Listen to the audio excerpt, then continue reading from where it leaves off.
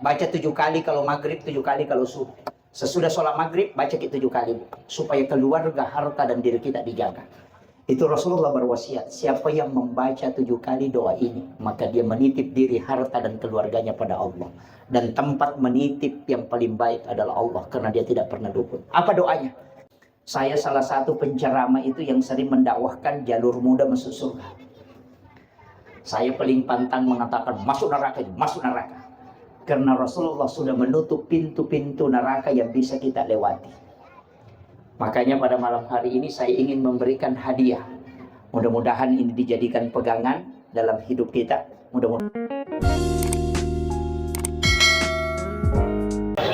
Bismillahirrahmanirrahim. Assalamualaikum warahmatullahi wabarakatuh.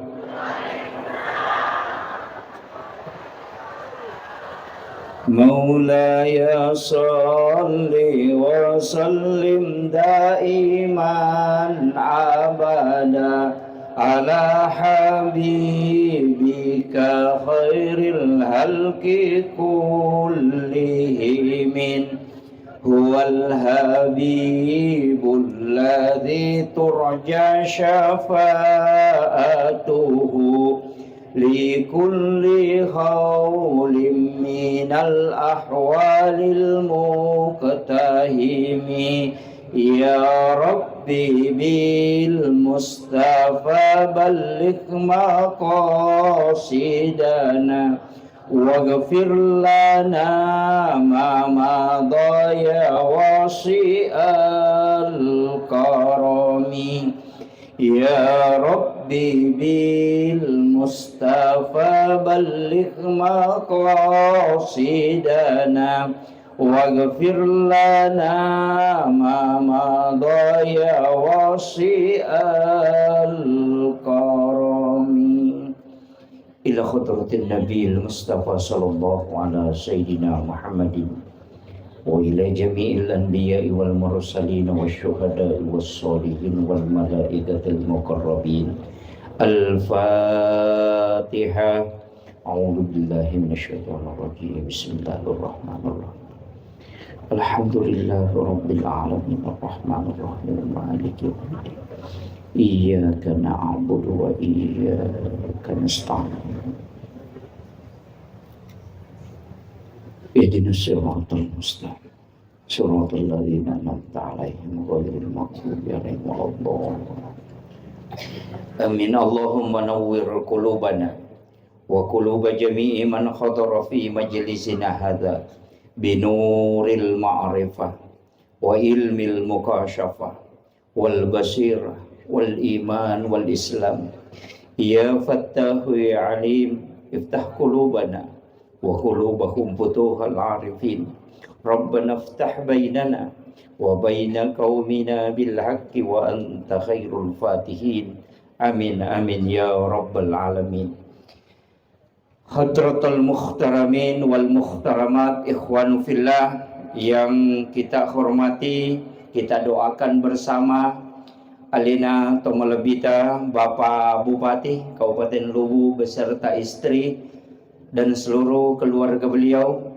Semoga dari pemikiran beliau, manajerial beliau, kampung kita ini, khususnya di Kabupaten Luwu ini, mendapatkan keberkahan dari Allah Subhanahu wa Ta'ala. Kita doakan semoga Allah senantiasa memberikan kesehatan dan keberkahan hidup beliau dan dimudahkan segala amanah yang telah Allah titipkan kepadanya. Yang saya hormati dan kita muliakan bersama Alina Tomalebita, Bapak Wakil Bupati Kabupaten Luwu, seluruh pejabat pemerintah mulai dari desa, kelurahan, kecamatan, dan seluruh Forkopimda yang sempat hadir, Bapak Kapolres, Bapak Dandim, dan seluruh tamu undangan, wabil khusus Al-Mukarram Al-Habib Muhammad Mahmud Umar Al-Hamid. Alhamdulillah, terima kasih Bib sudah bersama kita pada malam hari ini. Di darah kita ini tidak mengalir darah Rasulullah, Tapi kita hanya mendapatkan nurnya Rasulullah. Tapi di beliau selain mendapatkan nurnya, dalam tubuh beliau mengalir darah Rasulullah Sallallahu Alaihi Wasallam. Maka sungguh sangat luar biasa pada malam hari ini kita dari keturunan langsung Rasulullah, kita bisa duduk berzikir dan berdoa. Dan ini adalah momen yang sangat berharga. Dan Rasulullah pernah berwasiat, Bapak Ibu sekalian, ketika umatku berkumpul 40 orang, kemudian dia berdoa, itu setara dengan doanya satu waliullah. Maka pada malam hari ini kita bukan 40 orang, tapi mungkin ada 4.000 orang yang hadir, bahkan lebih. Mudah-mudahan ini atas inisiasi Bapak Bupati beserta seluruh masyarakat, ini luar biasa. Tapi saya iri Bapak Ibu sekalian, karena bagaimanapun saya ceramah di tempat ini, pahalanya tidak bisa mengalahkan pahalanya Pak Bupati. Karena seluruh pahala jamaah, seluruh pahala majelis, seluruh pahala penceramah itu digabungkan, kemudian dihadiahkan kepada Pak Bupati tanpa dikurangi pahala kita semua. Karena acara ini terlaksana atas inisiatif beliau. Kita doakan beliau, semoga Allah Subhanahu wa taala senantiasa memberikan keberkahan dan kekuatan iman sehingga acara seperti ini bisa terulang. Makanya saya tadi bisi Bapak bahwa bagusnya sebenarnya tidak pakai kursi, Pak. Melantai, kemudian para pejabat kita duduk di atas, para alim ulama kita duduk di atas, duduk berzikir dengan khusyuk dan bersolawat. Mudah-mudahan kedepannya tidak pakai kursi lagi, itu supaya lebih ta'zim dalam zikirnya. Insyaallah. Sebenarnya saya biasanya ceramah Bapak Ibu sekalian dengan duduk, tapi malam hari ini saya harus berdiri. Ya, mudah-mudahan ada ilmu yang bisa kita petik. Saya pakai bahasa Indonesia atau bahasa Bugis?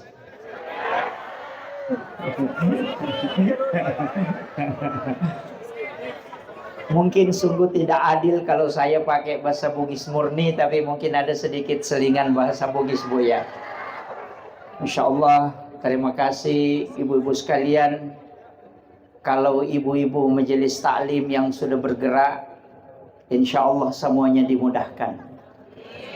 Dan terus terang Pak Bupati, saya tidak pernah terlalu kagum dengan seorang laki-laki ketika dia memiliki amanah, diberi amanah untuk menjadi pejabat. Tapi kehebatan seseorang itu pasti ada di balik siapa istrinya. Betul Pak. Maka yang saya kagumi malam ini adalah istri Bapak Bupati. Karena pasti beliau memiliki amaliyah tersendiri, sehingga Pak Bupati bisa melangkah sampai sejauh ini. Kita bisa tahu, seorang pejabat hebat, pemimpin nomor 1 di dunia, bahkan pemimpin di Indonesia. Kita tahu siapa Soeharto, memimpin dengan tangan besinya, tapi bisa lengser ketika Ibu Tin tidak ada di sisinya. Bapak Habibie adalah orang yang hebat, tapi kapan dia tidak bisa melakukan apa-apa ketika Ibu Ainun tidak ada di sisinya. Pak SBY kita tahu Panglima TNI 2 kali jadi presiden, tapi kapan dia tidak bisa mengambil kebijakan terombang-ambing dalam dunia politik yang susah dia melangkah ketika Ibu Ani tidak ada di sisinya. Artinya pemimpin yang hebat itu adalah ada wanita yang hebat di sisinya. Kenapa? Karena 3 kali lebih cepat doanya wanita diijabah dibanding laki-laki. Itu kelebihannya seorang wanita. Ketika istri mengangkat tangannya, maka malaikat akan mengaminkan. Walaupun laki-laki diaminkan, tapi lebih cepat doanya diijabah.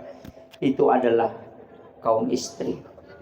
Maka titiplah doamu pada 3 perempuan. Yang pertama adalah ibumu, karena semua pintu langit pasti terbuka ketika dia bermunajah kepada Allah. Yang kedua istrimu, karena doanya lebih cepat dibanding dengan doa suami. Yang ketiga anak perempuan, karena ketika dia ahli ibadah, maka api neraka tidak akan menyentuh badanmu. Makanya kalau mau sukses, minta istri mendoakan. Dan pemimpin yang hebat itu, pemimpin yang sukses, kalau mau berkah hidupnya, rezekinya lancar, cintai istrimu dengan sepenuh hati. Itu aja kunci. Jangan coba-coba menyeleweng Bapak Ibu sekalian. Ya. Saya sampaikan, banyak kita lihat di media Pak, pimpinan pondok pesantren, hafal Quran, hafal hadis. Setiap hari sholat berjamaah dengan santrinya. Dia hafal Quran, hafal hadis, ahli agama. Kurang apa dia? Tapi ketika dia melakukan perzinahan, coba lihat, dia dijatuhkan sejatuh-jatuhnya dan dihinakan sehina-hinanya. Yang hafal Quran saja bisa dihinakan dengan perbuatan itu, apalagi yang tidak hafal apa-apa. Makanya kalau mau jatuh, makalah masuklah ke jalur itu, pasti dijatuhkan. Saya sering mengatakan, siapa yang paling cinta dan sayang kepada istrinya, pasti hidupnya berkah. Ya. Makanya, betul ya Bu? Iya, alhamdulillah. Makanya Pak Bupati, kalau sudah berdoa, minta istri berdoa. Kalau masih belum dijabah, minta lagi istri berdoa. Kalau masih belum dijabah, tambah istri, supaya banyak yang mendoakan.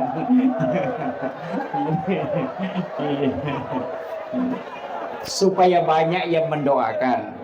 Tapi kalau sudah doanya diijabah, tidak usah ditambah. Sepakat Ibu? Alhamdulillah, Masya Allah.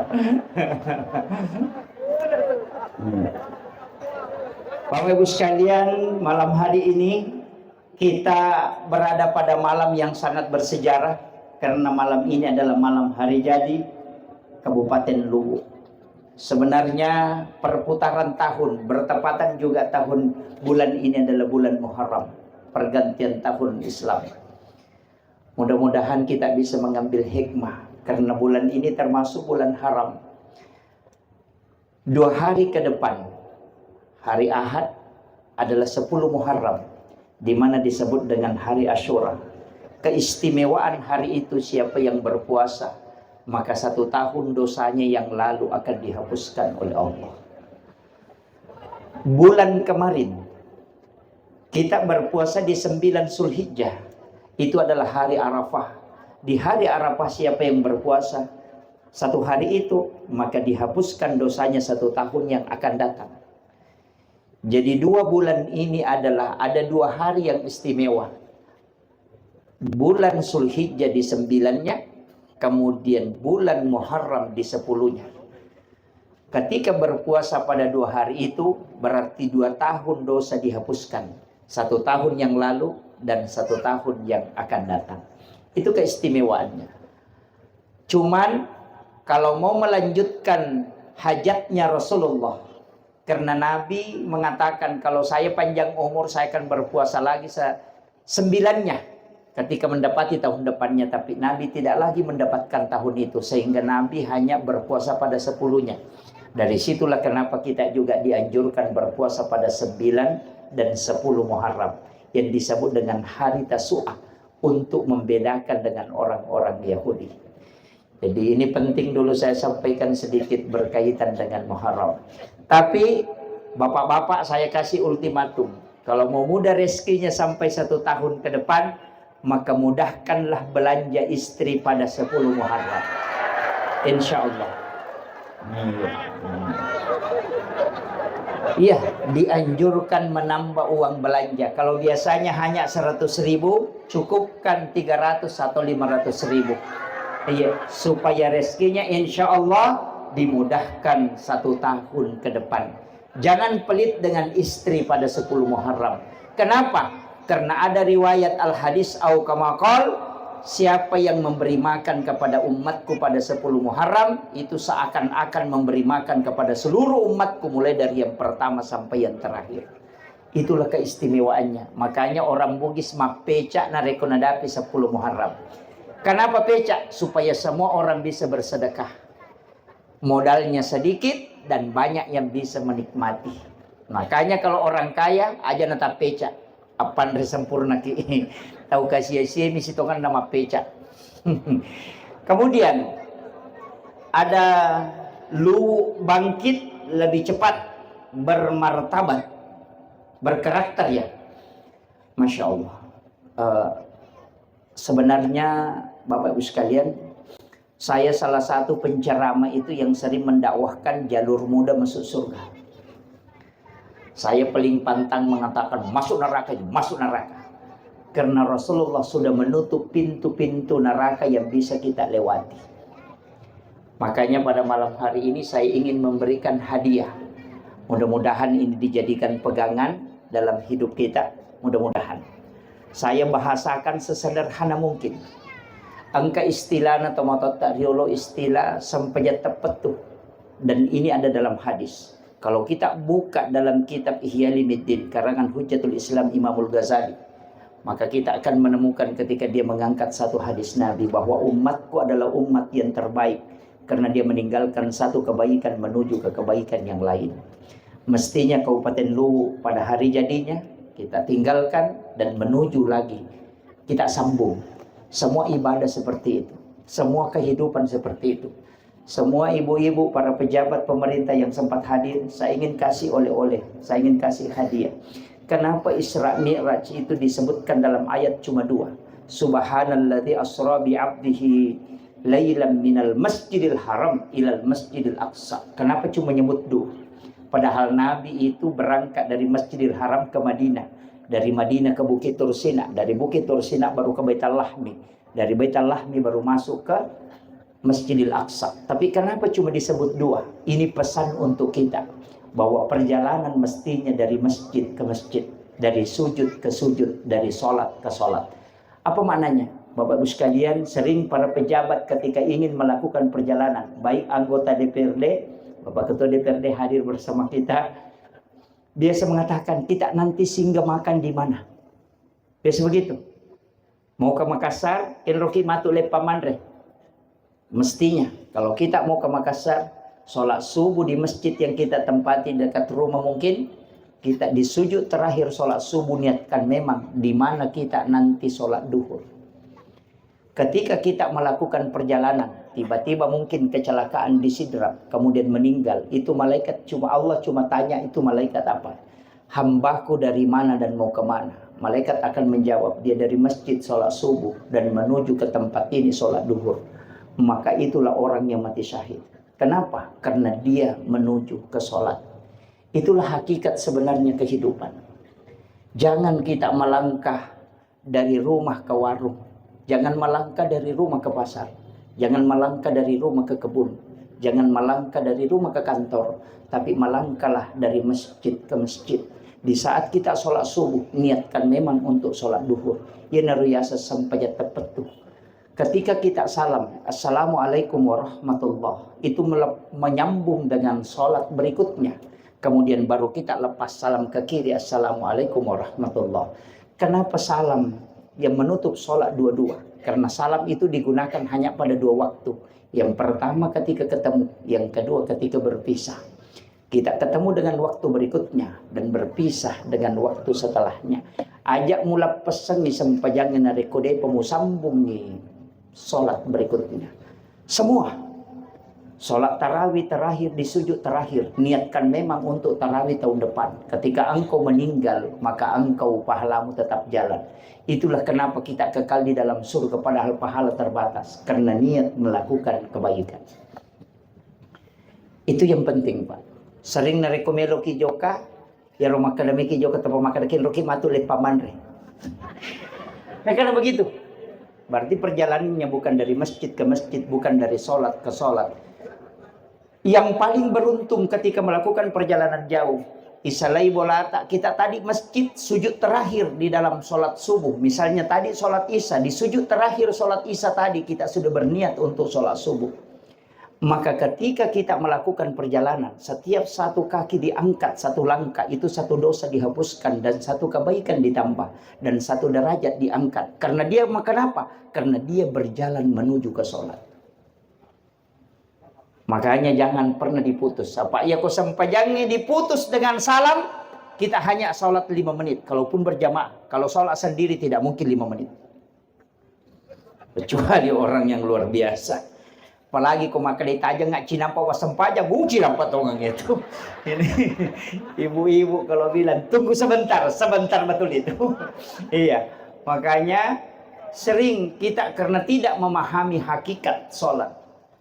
Sebenarnya sujudnya bupati dalam sholat, sujudnya Pak Wakil Bupati dalam sholat, sujudnya Pak Kapolres dalam sholat, sujudnya Ketua DPRD dalam sholat, itu mesti beda sujudnya dengan masyarakat.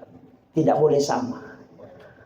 Tidak boleh sama. Ketika dia membaca Subhana Rabbiyal A'la wa bihamdi, maka dia sujudkan seluruh tubuhnya dengan seluruh akal nafsunya, dia sujudkan di hadapan Allah, memohon semua supaya diampuni segala dosanya. Tapi yang kedua, Subhana Rabbiyal A'la wa bihamdi, mesti dia mengikutkan seluruh pejabat yang ada di bawah tanggungannya. Maka dia memohon kepada Allah supaya semua dosa-dosa para pejabatnya itu diampuni oleh Allah dan dikuatkan imannya. Sujud yang ketiga, mesti dia doakan masyarakatnya. Maka sujudnya pemimpin, sujudnya ulama ketika dia sujud. Jadi bacaan Subhana Rabbiyal A'la wa bihamdi itu bukan pengulangan, tapi itu adalah pembagian. Kalau hanya pengulangan, maka biasa orang baca cepat subhanallah, subhanallah, subhanallah. Itu karena pengulangan, tapi pembagian. Tapi ketika pembagian, kita sujud untuk diri kita, sujudkan para orang yang ada di bawah tanggungan kita, dan sujudkan di hadapan Allah seluruh masyarakat kita, maka dia akan menjadi seorang waliullah. Itu tidak mudah. Banyak pemimpin, banyak orang. Sebenarnya jabatannya kita apa saja. Kepala desa, mestinya begitu. Makanya 3 orang itu Pak tidak boleh cepat tidur. Kalau di desa, Pak Imam dengan Pak Ustaz. Dia nawak di masjid Jamatin. Iya, Pak Camat, iya. Begitu juga Pak KUA, Pak Camat, Pak Imam tidak boleh cepat tidur. Nanti tidur masyarakatnya dia doakan baru dia tidur. Kalau masyarakatnya banyak main domino, stres itu Pak Imam. Tidak bisa tidur cepat. Ya, tapi ada ulama mengatakan, mestinya kalau kau cepat tidur, maka bangun di tengah malam. Di saat sepertiga malam, di situ kau sujud, doakan seluruh masyarakat. Kenapa? Engkau menjadi walil autad di tempat itu. Itu sebenarnya jalur pintas untuk mendapatkan keistimewaan di hadapan Allah dan Rasul-Nya. Tidak banyak yang saya ingin sampaikan. Tapi yang penting ada kunci-kunci kehidupan kita sudah pegang. Itu tadi yang pertama adalah langkah. Karena kalau kita tutup salam ketika itu sampajangnya ribat tumak beresa letak. 5 saja menit kita sholat. Dikali 5 waktu sholat berarti hanya 25 menit. Ya ke 25 menit waktu dipakai mas sampajang.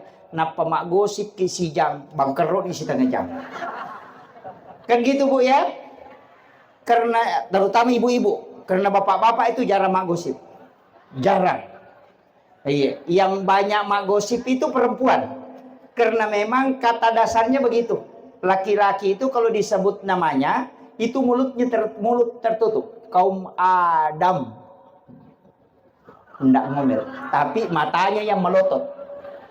Makanya yang jadi mata keranjang itu laki-laki. Kalau perempuan kaum Hawa, mulut terbuka. Magalak manre, magalak manena. Jangan tersinggung ya. Iya kan? Iya. Makanya yang sering ngomel itu pasti perempuan. Dan kelebihannya perempuan walaisa sakaru kal unsa. Laki-laki itu tidak sama dengan perempuan. Apa bedanya? Yang pertama, pupil mata wanita itu lebar sampai 75 derajat ke samping. Makanya wanita itu kalau melihat ke depan begini dia masih bisa lihat di sana. Itu kelebihannya Pak. Makanya perempuan itu tidak goyang kepalanya dia sudah bisa lihat. Hanya goyang begini sedikit. Itu. Benar ya Bu? Kenapa? Karena dia bisa melihat masakannya. Dia bisa melihat anaknya bermain. Kenapa? Karena Allah berikan keistimewaan. Tanpa menggerakkan kepalanya dia bisa mengontrol kiri kanan. Itu kelebihannya. Laki-laki Pak, kalau disuruh jaga anak, dia main laptop atau main HP, nanti bunyi kepalanya anaknya baru dia jatuh. Itu karena pupil matanya lurus. Nah itu. Harus ditahu itu Bu ya. Makanya perempuan kalau bawa mobil Pak tidak pernah lewat di pinggir, selalu di tengah itu. Iya, karena pupil matanya melebar. Itu. Iya. Yang kedua, pinggulnya wanita itu lebar. Kenapa? Bisa duduk lama tanpa sakit punggungnya dan bisa duduk berdiri tanpa sakit lututnya. Itu kehebatannya perempuan. Karena dia bisa mengurusi anaknya, mengurusi suaminya, menyiapkan segala sesuatunya tanpa sakit lutut dan punggungnya. Kalau laki-laki, Pak Bu, disuruh duduk berdiri 3 kali saja, tidak berdiri itu. Iya. Disuruh makan de malah pan makan de malah cangkiri, pergi de makan walino dia nak ada ya 5-6 menit pakot. Itu. Kenapa? Karena sudah sakit punggungnya.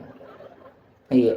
Makanya perempuan bisa duduk berdiri sampai 10 kali itu tidak sakit punggungnya. Itu kehebatannya wanita karena memang diberikan keistimewaan. Kemudian dia bisa duduk lama, mendidik anak-anaknya tidak sakit punggungnya. Makanya kalau anak kita masih bayi, bapaknya yang disuruh ayung anaknya Pak, 5 menit dia ayun tidak tidur, bapaknya sudah ambil bantal itu. Malah yang tanguluang, aja nama itu menrek. Iya, kalau perempuan setengah jam tidak akan berhenti dia mengayung anaknya dengan sabar. Kenapa? Karena dia bisa duduk lama dan disitulah kehebatannya seorang wanita. Tapi kalau dia memanfaatkan untuk mak gosip, bahaya juga. Karena 3 jam mak gosip tidak sakit punggungnya.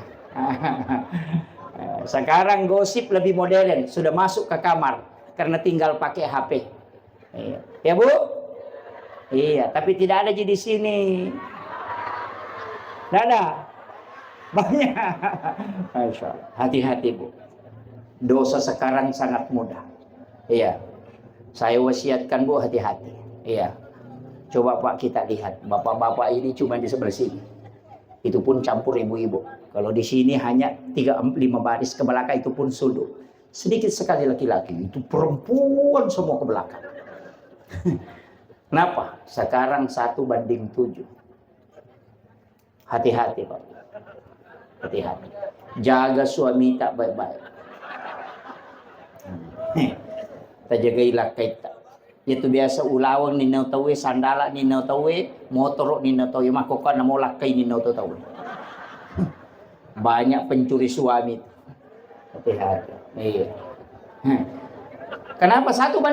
Kalau ada yang 1 menikah, ada 6 anak gadis tidak dapat bagian. Tapi tidak usah khawatir kalau anak gadis itu masih tinggi rasa malunya. Yang bahaya itu janda.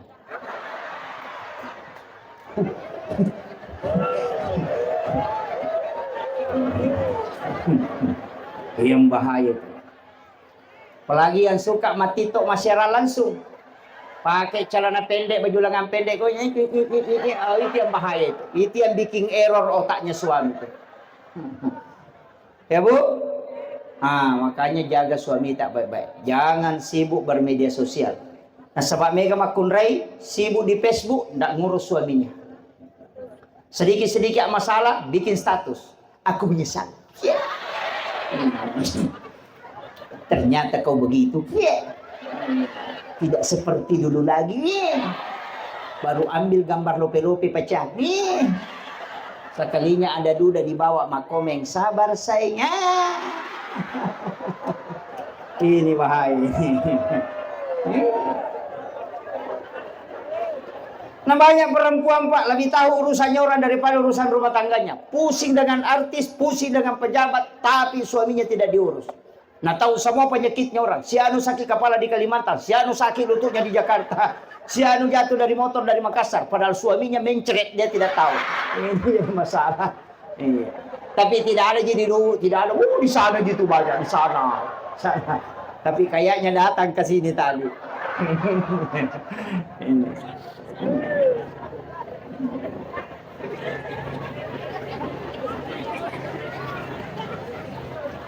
Bapak Ibu sekalian, dari situlah Rasulullah mengajarkan satu doa yang sangat singkat tapi sangat luar biasa manfaatnya.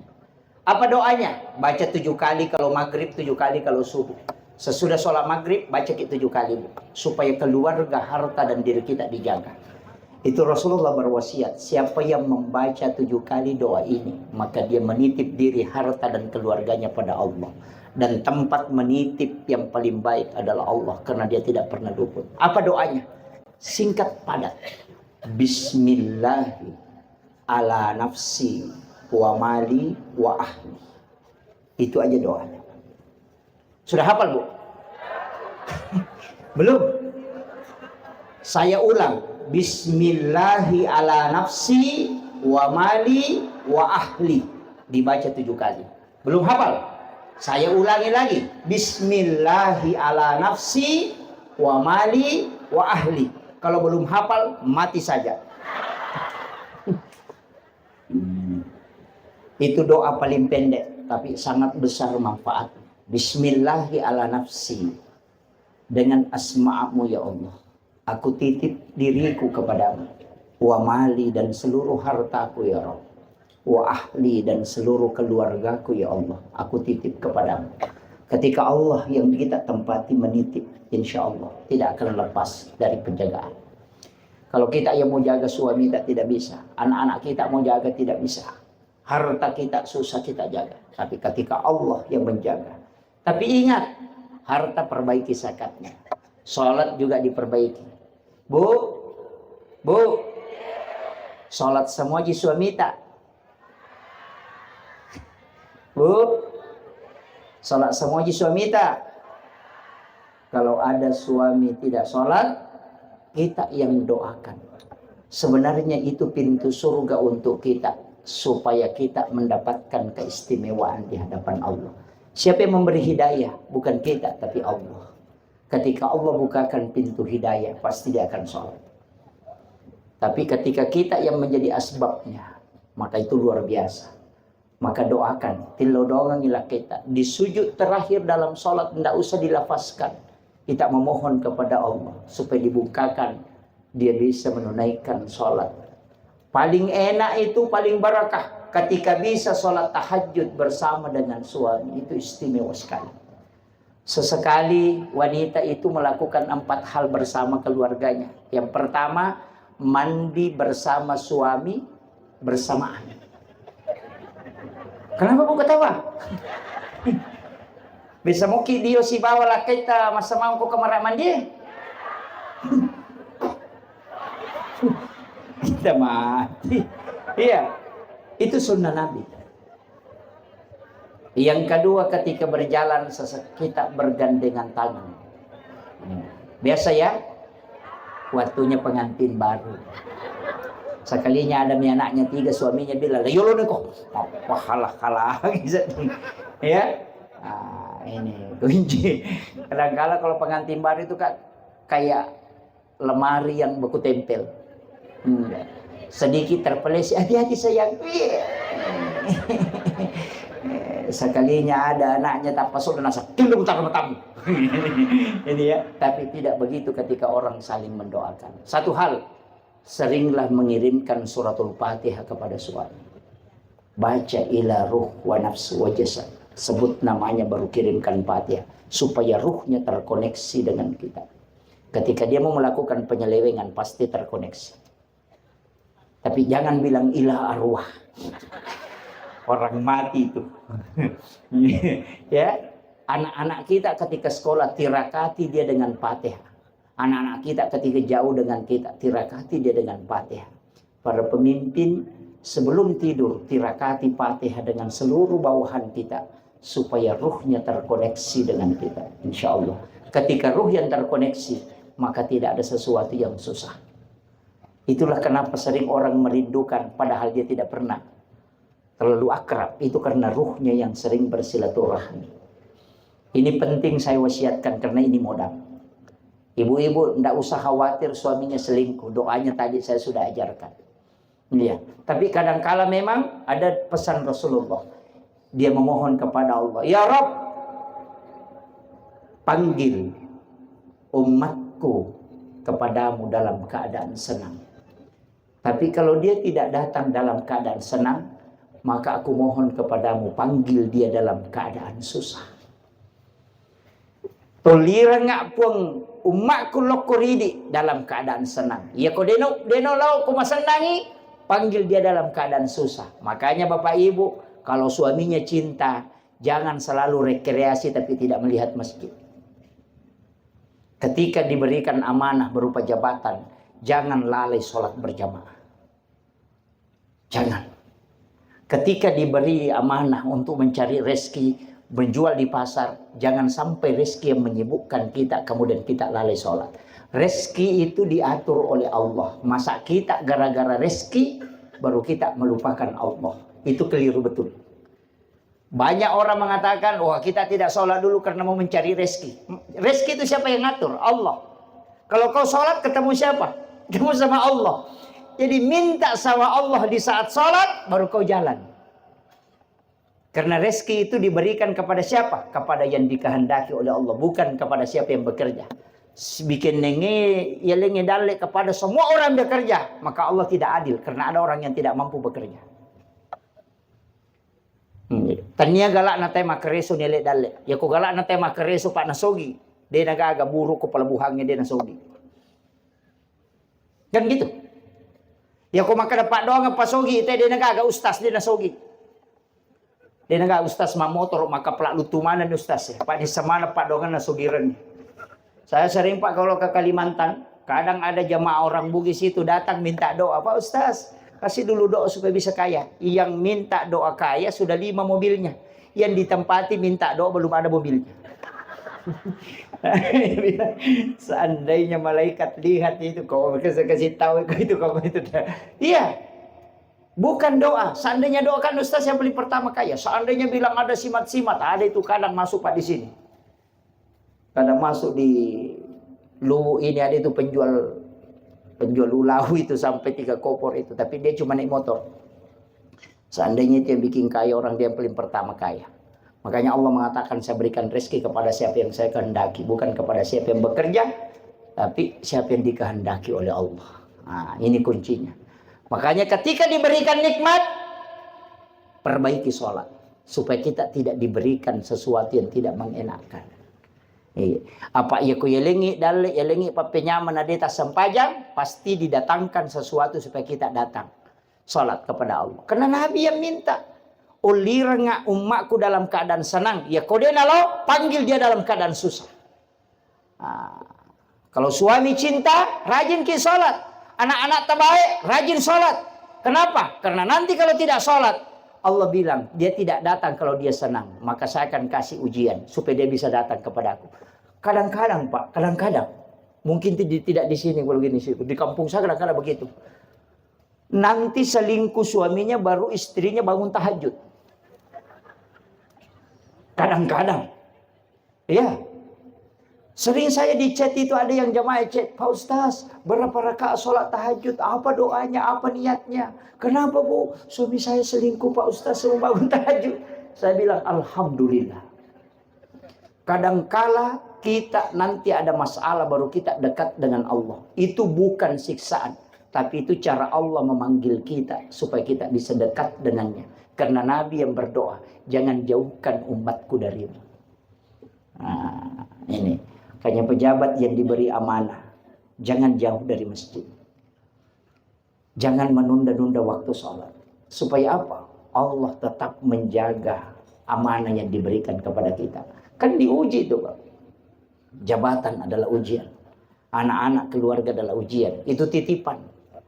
Tidak ada yang kita miliki. Tidak ada. Baju aja itu Pak yang kita miliki. Makanya bisa dimodel. Tubuh ini hanya hak pakai bukan hak milik. Makanya tidak boleh dirubah. Ibu-ibu saya pesankan. Itu alisnya yang lurus. Jangan dikasih bengkok. Iya. Tidak ada bengkok alisnya di sini. Tidak ada. Iya. Iya karena itu hak pakai bukan hak milik. Tubuh itu hak pakai. Makanya dipinjamkan. Makanya 2 rakaat sholat sunat duha sedekahnya tubuh kata Nabi. Karena tubuhmu itu, anggota tubuhmu itu dipinjamkan oleh Allah. Kau hanya pakai. Ada waktunya Allah minta. Kau lahir dengan model seperti itu, jangan kau rubah. Banyak perempuan di kampung saya, alisnya lurus, dia kasih cukur, baru kasih bengkok, kayak tikungan masuk di sini. Iya. Dia bilang cantik Pak Ustaz, apa aja cantik? Kayak orang India.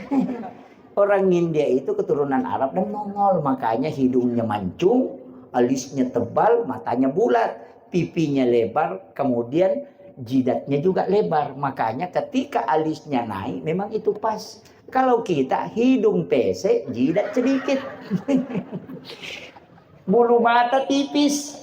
Baru dicukur, dikasih belok naik. Kayak sempak bermotor trail itu. Iya kan? Iya, enggak cocok. Kecuali suaminya yang minta. Bilang, Bu, itu perempuan suka sekali saya lihat kalau alisnya naik satu turun satu. Ya itu diikuti.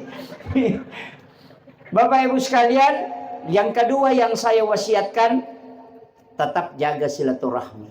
Jangan baku bombek-bombek. Rasulullah mengatakan, la yakhillu lil muslimin an yahjura akhahu fawqa salasa layalin. Bukan golongan muslim orang yang tidak baku ngomong lebih dari 3 hari. Tidak ada di sini, Bu.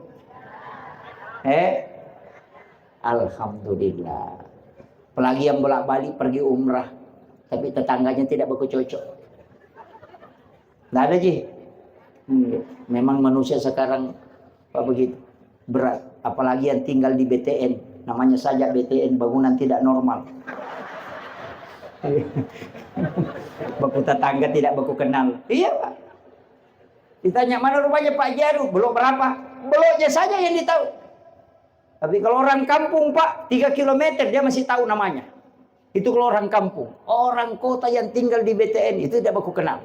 Makanya masjid adalah tempat untuk silaturahmi yang paling bagus yang disimpan Rasulullah. Kenapa laki-laki wajib ke masjid? Karena laki-laki susah untuk menyatu ketika tidak disatukan dengan jamaah. Perempuan biar tidak diundang ke masjid, dia bisa kumpul.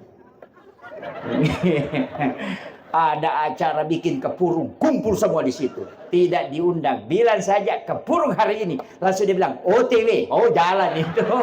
Itu perempuan seperti itu. Di kampung saya, kalau di sini tidak tahu. Makanya kalau mau menyatukan umat, gampang, perempuan saja disatukan. Insya Allah sudah bersatu.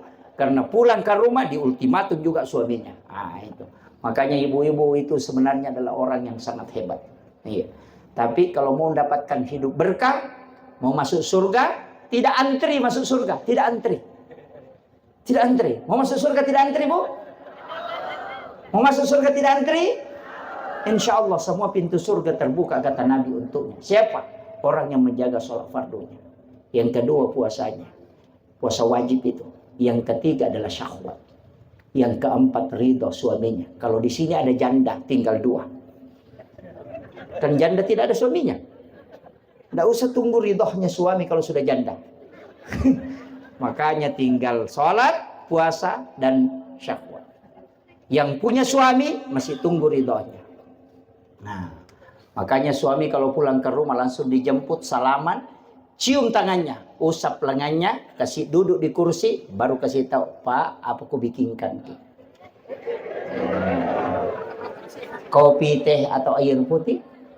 Kalau bilang air putih saja sayang, kita ambilkan air putih, sudah diletakkan air putih, cium keningnya, kasih tahu istirahat makin sayang, saya mau bikin air panas, bikin kaki makanan. Begitu ya, Bu.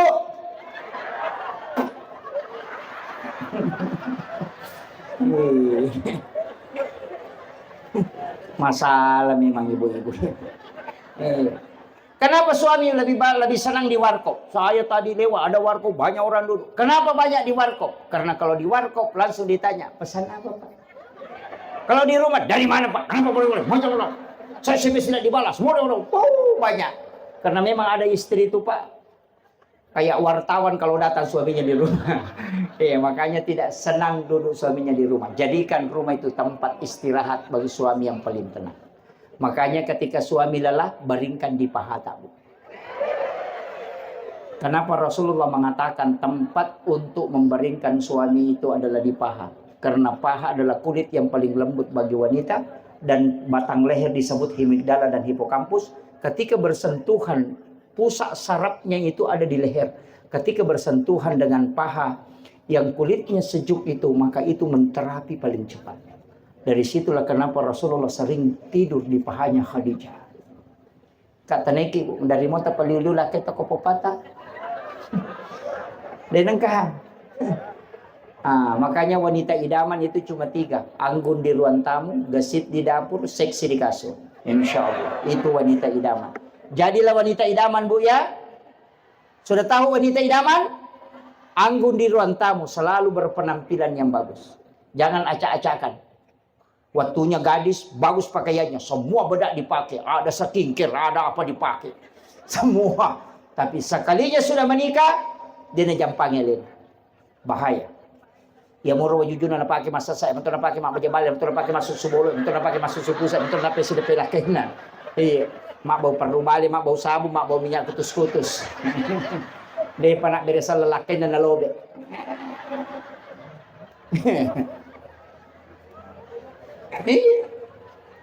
Tamay kamara laki na tulma ko.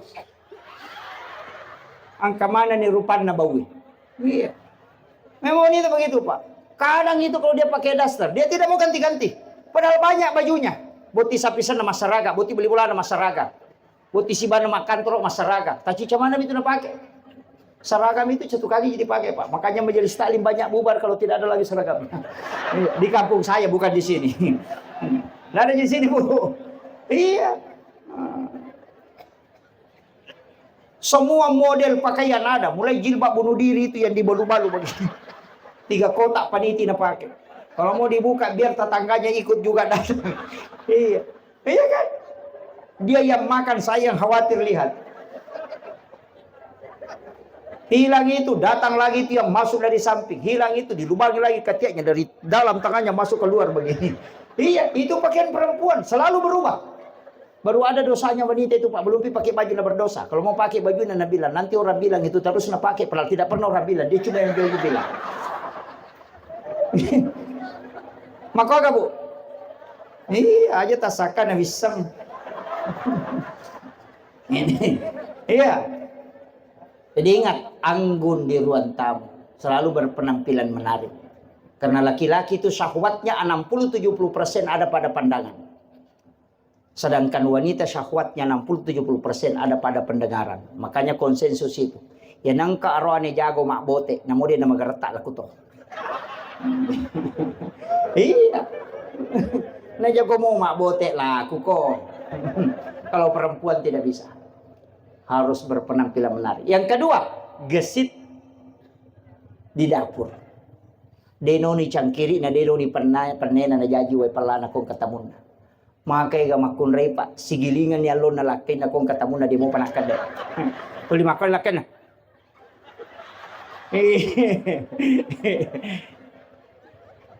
Kaya mega bicaw mega na.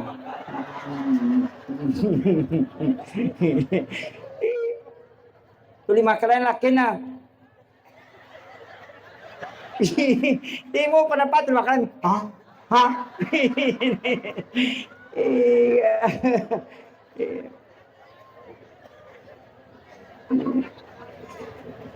Ini penting.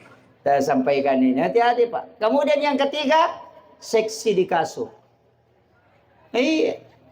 Berpenampilan seseksi mungkin ketika ingin bersama suami. Aja na pamanang iala baju kosa ekomelo tama si kamera. Nampakin nila gina, nampakin mo, boba dulu nain. Nalatunya ang kagulongin, natuko di salimu. Ini tidak boleh nih, ya. Ini ibu-ibu yang saya ceramain. Supaya bapak-bapaknya senang dulu. Nanti saya kasih bagiannya bapak-bapak. Iya. Iya. Pak kami tahu tuh bapak-bapak Pak masalah. May makanjaan rin ang tasa 10 bisa guna store. Ini man remano, ini man rebali, pelina kang imano, sampai bali, pelina kang ibali, sampai mano, sampai kayu pada tasa 10 bisa guna store. Yan ang kalakay makobu bacangin surayasin. Masih jamak kapok.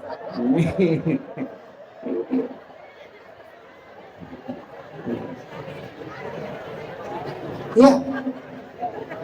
Makanya suami ketika dapat rezeki berikan kepada istri, biarkan istri yang pegang. Itu dengan 2 kalimat. Ada uang yang haram dibelanjakan istri tanpa minta izin ke suami. Ketika suami mengatakan, "Ma, ini uang kita simpan," berarti itu amanah.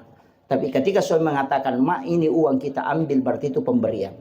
Ketika mengatakan ini uang kita simpan, jangan belanjakan walaupun 1.000 rupiah tanpa minta izin ke suami.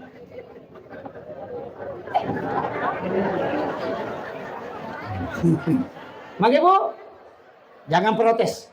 Tidak boleh. Iya, memang ada amanah, ada pemberian. Ketika dia mengatakan angka ditale berarti Pak Beri, aku makan angka ditatare berarti amanah. Itu dua hal yang berbeda. Makanya wanita harus tahu itu. Pak kami itu tu makun itu liceo deh. Iya. Malangga nasi beceo deh. Kredit semua. Iya. Jangan hidup dengan penuh dengan utang. Iya, karena orang yang ada utangnya paling tersiksa kelak di mahsyar. Makanya dua kuncinya, jangan sampai kita punya utang, jangan sampai orang berutang ke kita ketika sebelum kita meninggal. Karena utang dan piutang dua-duanya menghalangi orang masuk surga. Cuma kalau utang kita menunggu untuk kita bayar, kalau piutang kita menunggu orang membayarnya, dua-duanya tidak akan masuk surga kecuali selesai. Makanya komeki mapinran yang ngidita aja tak kadang kadang ikutin rannya. Tanya kang, pong, ya kona wajah ya ruin ranna, maka saya akan ambil. Tapi kalau dia tidak bayar, saya sudah halalkan. Masya Allah. Maka moro Bu. Hah? Bahaya tuh. Bahaya. Nanti di mahsyar ketika orang dikumpul, 5.000 tahun kita berjalan ke belakang baru sampai di saf yang paling belakang. 3.000 tahun berjalan ke samping baru kita bisa dapatkan orang yang paling di ujung. Ketika satu orang kita cari gara-gara utang 10.000 atau 100.000, kita tidak akan masuk surga kecuali ketemu. Ada orang sampai 50.000 tahun menunggu hanya mencari kehalalan sesuatu yang pernah diambil. Kenapa Rasulullah tidak mau mensolati orang yang ada utangnya kecuali dia menanggung? Karena Nabi mengkhawatirkan kalau dia tersiksa kelak di yaumil akhir, di padang mahsyar. Tapi mau selamat, masuk surga tidak antri. Mau? Insya Allah 3 saja lakukan. Yang pertama, bangun sholat ketika semua orang tidur. Itu sholat tahajud. Yang kedua, balas keburukannya orang dengan kebaikan. Ya kung kataw pau jaki tilaw doang ang salamat. Ya kung kataw masike abas sakit. Yang ketiga, apa yang ketiga? Wajarang inran atau makin rang aja tapodang. Bali bulata macicil motor idi palepal.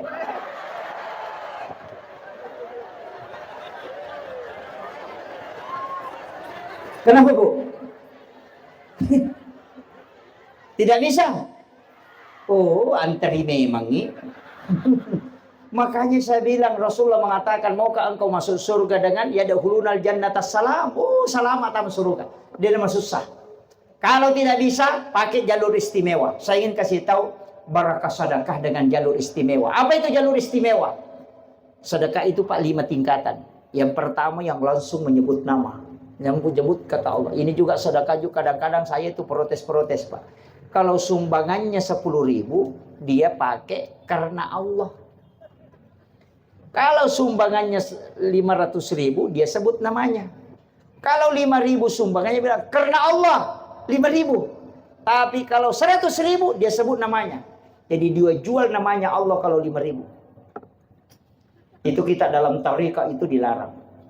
Itu zu'ul adab namanya kepada Allah. 2.000, 5.000 uangmu kau sebut nama Allah. Karena Allah. Tapi ketika 100.000 namamu yang kau sebut. Wah itu hati-hati. Mestinya dibalik. Kalau 100.000 katakan karena Allah. Yang 5.000 sebut namamu. Iya. Balik itu Pak. Sedekah tingkatan pertama. Tingkatan yang kedua naik sedikit. Bersedekahlah dengan tidak mengetahui berapa yang kau sedekahkan. Masukkan uang di saku. Ketika celengan lewat, tutup mata. Ambil 1 lembar. Jangan lihat uang berapa. Itu Allah mengatakan, siapa hambaku yang memberikan kepadaku, dia tidak menghitungnya. Maka aku pun akan membalasnya dengan tidak menghitungnya pula. Sudah pernah bersedekah begitu Pak? Semua uang dikasih masuk di saku. Uang 100, uang 50. Nanti ketika celengan lewat, ambil 1 lembar. Jangan lihat uang berapa. Tutup mata, masukkan ke celengan. Kita kadang bolak-balik, ditaruh 100, didorong lagi masuk. Tarik 50, dorong lagi masuk. Dicarilah yang paling kecil dan yang paling bonyok. Baru minta yang paling besar. Kemudian tingkatan berikutnya masih ada. Apa? Ketika ada orang minta sumbangan, kita kasih kunci tempat uang.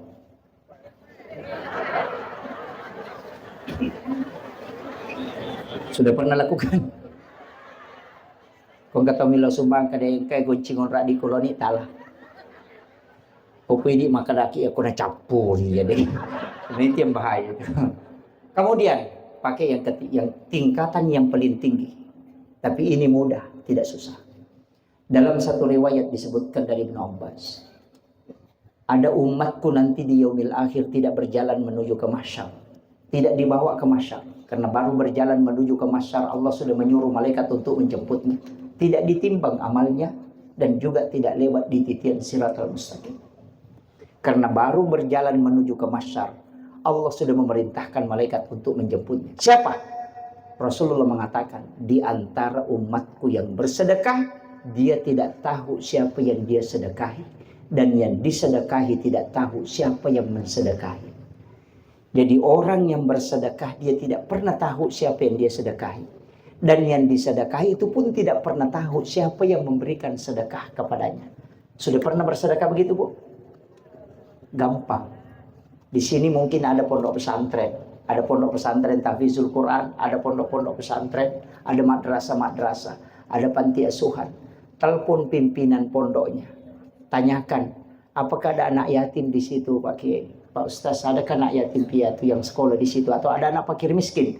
Kalau mengatakan ada, kasih tahu berapa pembayarannya anak-anak di situ satu bulan. Misalkan mengatakan 500 ribu. Mengatakan 500 ribu, sampaikan, jangan kasih ketemu saya dengan anak itu. Tidak usah perlihatkan fotonya dan jangan kasih tahu saya namanya. Tapi saya minta satu hal, jangan juga pernah kasih tahu anak itu kalau saya membantunya. Kita bayarkan kantinnya setiap bulan selama dia sekolah. Tidak pernah kita lihat mukanya, namanya pun kita tidak tahu. Ketika anak ini selesai sekolah, kita ketemu di luar. Kita tidak pernah tahu bahwa kita dulu yang membantunya ketika dia sekolah. Itu pun anak itu tidak akan pernah tahu bahwa kita yang membantunya.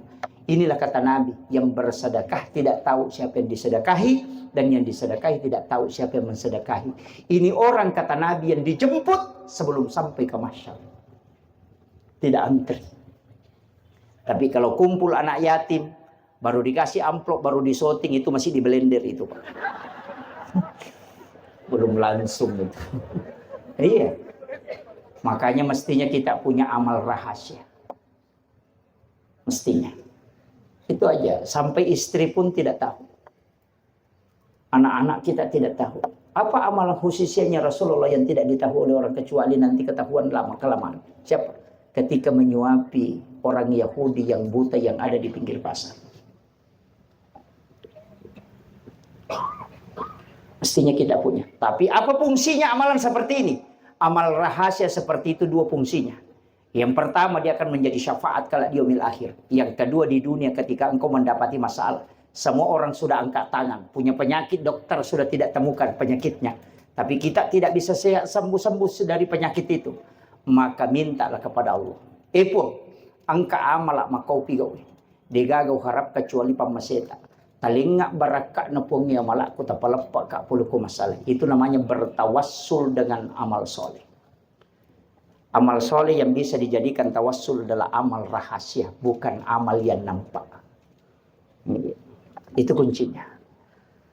Nah, makanya sedekah rahasia itu paling bagus.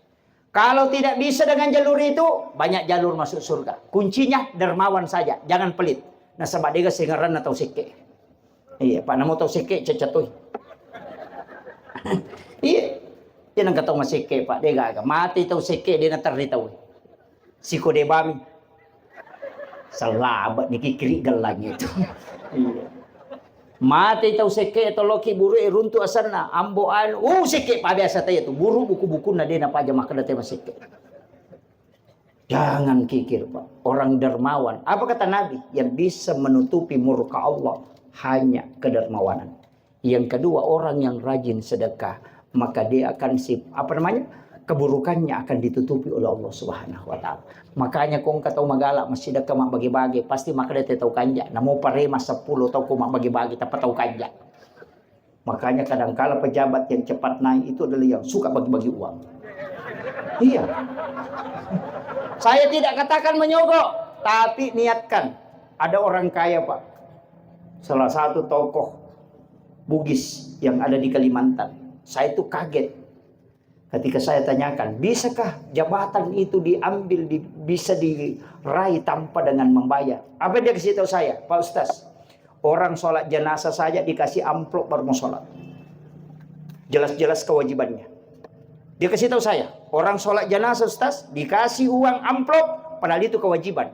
Saya ini tidak pernah menyogok. Apa yang kita lakukan kalau kasih begitu? Dia memang katakan, ini saya sudah niatkan. Saya hanya menggantikan pekerjaannya hari itu karena dia datang mencoblos, berarti dia tidak mencari nafkah untuk keluarganya. Maka saya kasih itu, tapi saya tidak memilih, semua saya kasih.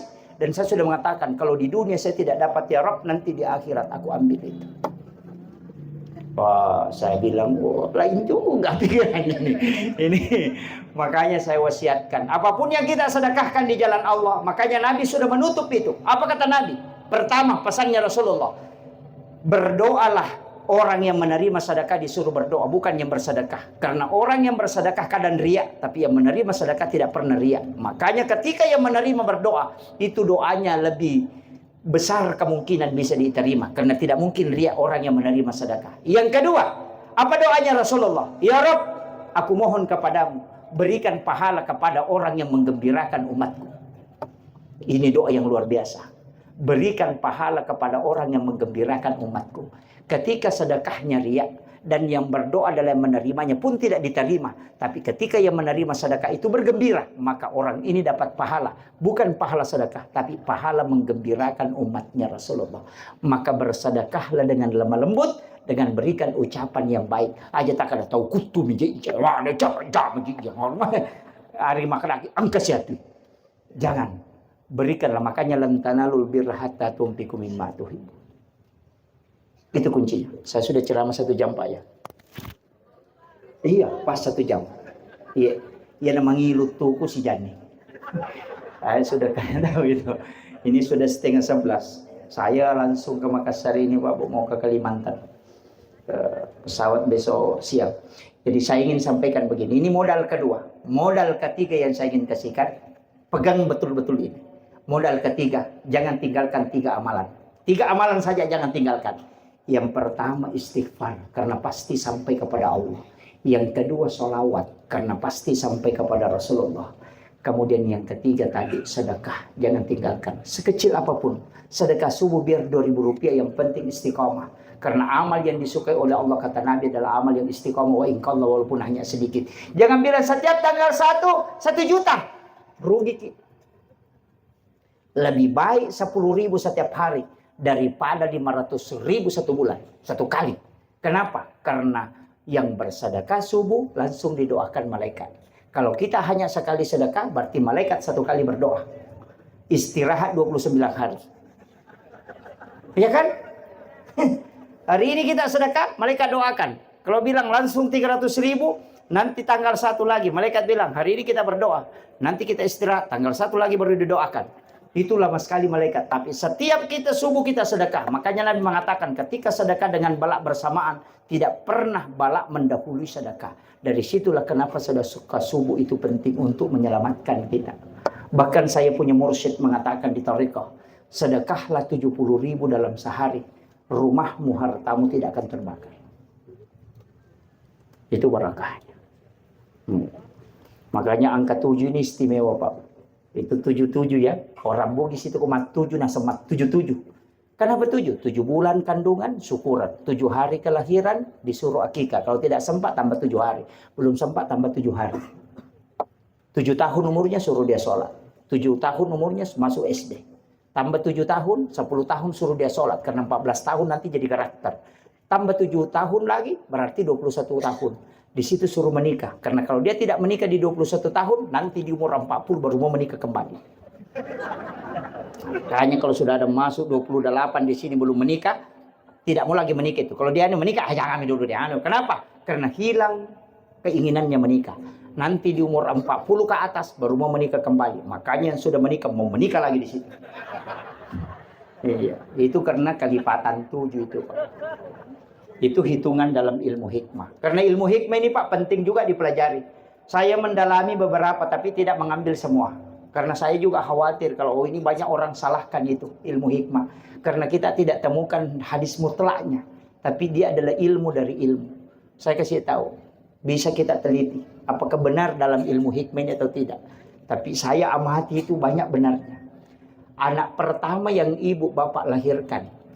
Sifat baiknya bapak akan melekat ke dia. Tapi sifat buruk ibunya akan melekat ke dia. Jadi itu anak pamulange, sifat makalilian na indok na nala, sifat makanjak na ambok na nala. Itu anak pertama. Anak kedua kebalikan. Sifat jelek bapaknya dia akan ambil, tapi sifat baik ibunya dia akan ambil.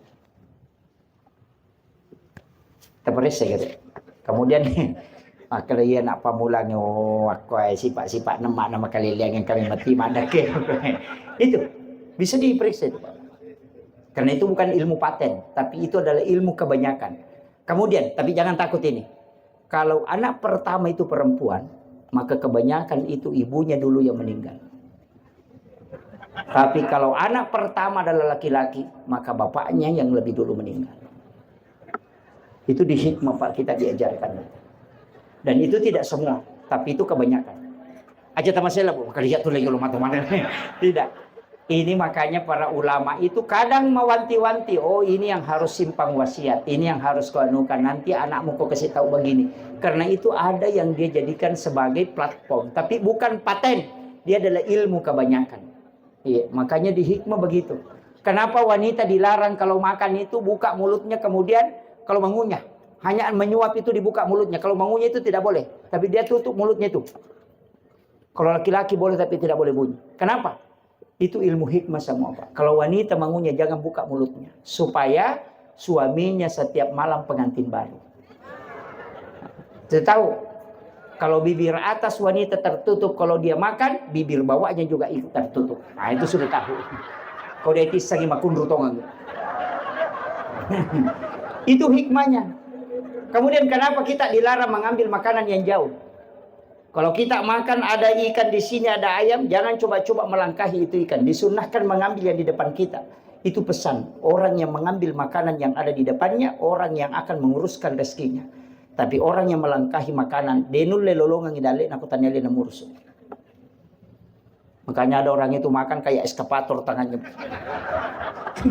Tidak ada jadi sini Pak. Iya. Itu makanya orang Bugis itu pakai baki. Supaya dia bisa putar untuk dia bisa mengambil tidak melangkahi makanan. Itu adab. Itu ilmu hikmah Pak. Itu semua. Kenapa saya sering katakan jangan menyapu di malam hari di dalam rumah. Iya, jangan kasih bermalam cucian. Orang dulu mengatakan pemali karena larangan ilmu hikmah itu disebut pemali. Kalau larangan ilmu fikih itu haram dan makruh. Jadi kalau ilmu hikmah pasti mengatakan pemali. Jadi kalau makanya tomato tapi pemali itu tidak ada dosanya kalau kita lakukan. Tapi dia akan mempengaruhi kehidupan. Nah, itu kuncinya. Saya kira ini yang penting saya wasiatkan Bapak Ibu sekalian. Kode gaga tu lemala cara maku mampamula-pamula na letu capak na yato na cidi tala.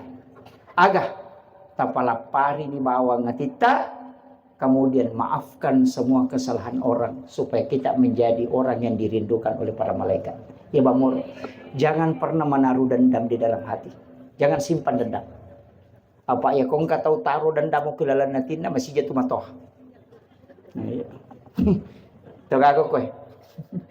Saya kira ini yang penting saya wasiatkan. Mudah-mudahan ada barakahnya.